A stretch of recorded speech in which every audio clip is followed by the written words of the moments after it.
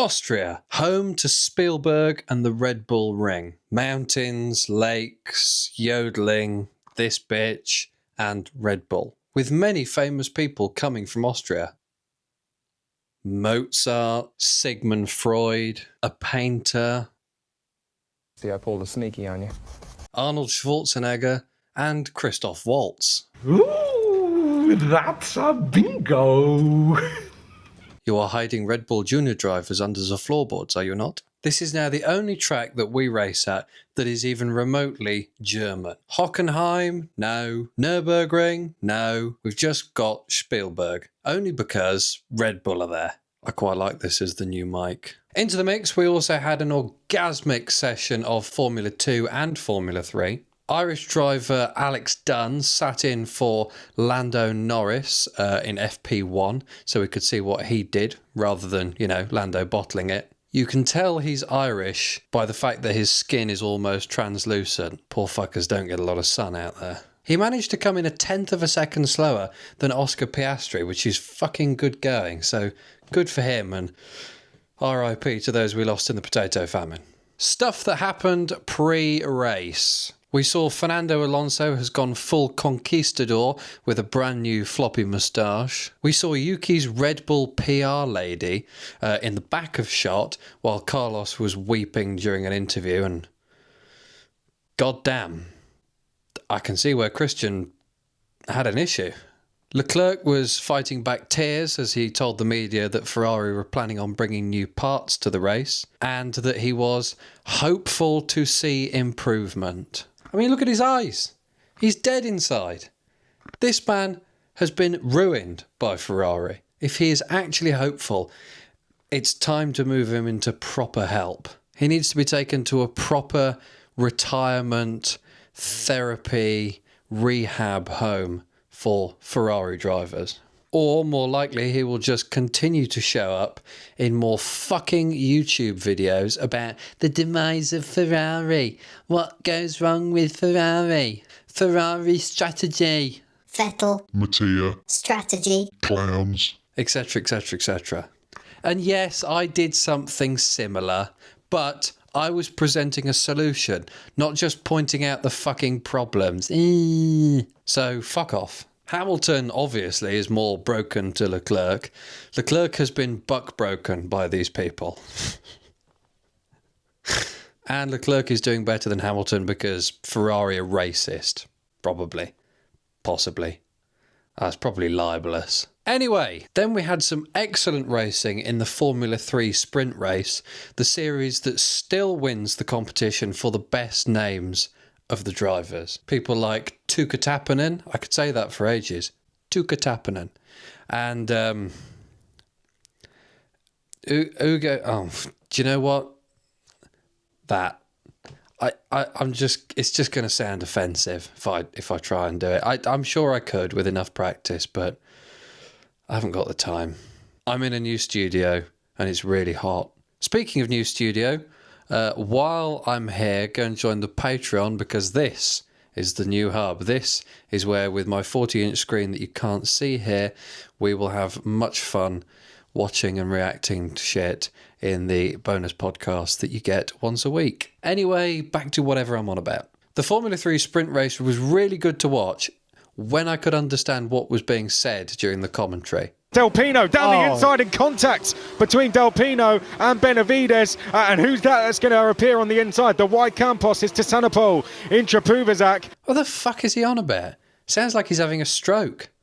Or he's stroking himself. The Formula 3 race had some excellent, proper 3 abreast, 4 abreast, 5 abreast, wheel-to-wheel action that was excellent to watch. So with all of the junior excitement over, we get ready to start the proper race weekend. And of course it's Austria, so the stands are full of some of the most fanatic, lunatic, mad fans, the Dutch. The Dutch fans are like Trump supporters. Trump said that he could shoot someone on Fifth Avenue and not lose any votes. With the Dutch fans, Max could literally Hannah the strategy girl on video from the Tora Bora caves and his merch sales would go up. So with all the Dutch fans waiting to see their hero, orange flares ready to go and fog up the whole fucking track so you can't see what the fuck's going on, they were ready to watch their hero come by. But he never made it by. Did the car break down? Was it another Red Bull based issue? No, Kimi Antonelli decided to yeet it down the inside of him, twatting into the side, fucking up Kimi's wheels and taking Max out of the race. Antonelli, the little shit, needs to be in school. Best race next time. Don't know what that means. Maybe Antonelli needs to learn how to brake. Antonelli is a terrorist, he wanted to kill you. And then people started posting shit like this. Don't be mean to Kimi. Because there is only one person responsible. Liam Lawson. Because I say so. Kimi is used to this track from his junior career. He's used to sending it up every corner and having a bit of a tussle, as we saw in the junior races.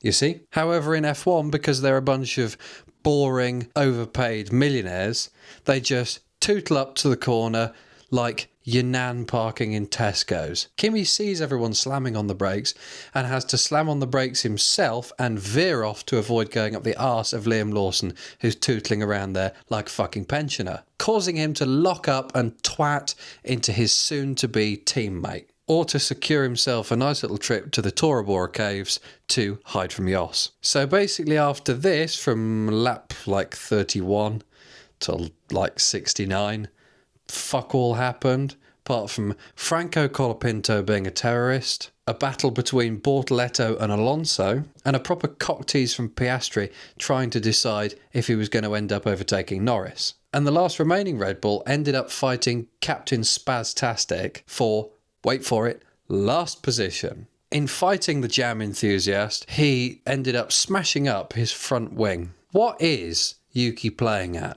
Watching those two fight for last is like watching two homeless people fight over a cigarette butt. Norris ends up winning the race, thank Christ, because quite frankly I couldn't take any more of him spiralling into this depression circle that he's falling into after his utterly fuck-witted masterclass in Canada. So McLaren are happy, Ferrari are Ferrari, Max's championship is basically over, and Red Bull are properly fucked. So it seems the money is on Max ending up at Mercedes, hence why he went easy on little Kimi. McLaren are happy with their two, Ferrari is in therapy, and Red Bull are ruined, leaving little George with no seat for next year. Could you sell me your car? Could I buy your car? Sell me your car, please! So by the end of the race, Max and little Kimi were out, joining Williams, who managed to make their brakes bind in the heat. Carlos couldn't move, and then when he did move, he ended up just catching fire in the pit lane. Then a similar thing happened to Albon to a lesser extent, as it did in FP1 for him. So poor Williams were both out. Still, at least Carlos can be consoled by his dad, because we also found out this weekend that Carlos Sainz Sr has officially pulled out of the FIA presidential race, leaving Mohammed Ben Sulayem currently running unopposed. For fuck's sake, it's only his first term, and Mohammed bin Salad Cream is behaving like the manic dictator of some tin pot republic of which he has total control. He's suspending people, he's sacking people, he's making himself Grand Supreme Leader of the FIA for the next 1,000 years, including all of his children. I was really looking forward to Spanish FIA leadership. I wanted to watch the drivers stop halfway through the race, get out, have to walk to the track, to sit in a plastic chair by the side of the road and have a fucking siesta. I wanted a bull run through the fan section, chucking a donkey off the podium. You know, fun stuff. I'll make that deal. How about you, you bitch? You make that deal? I'd make that deal. I don't blame you. Damn good deal.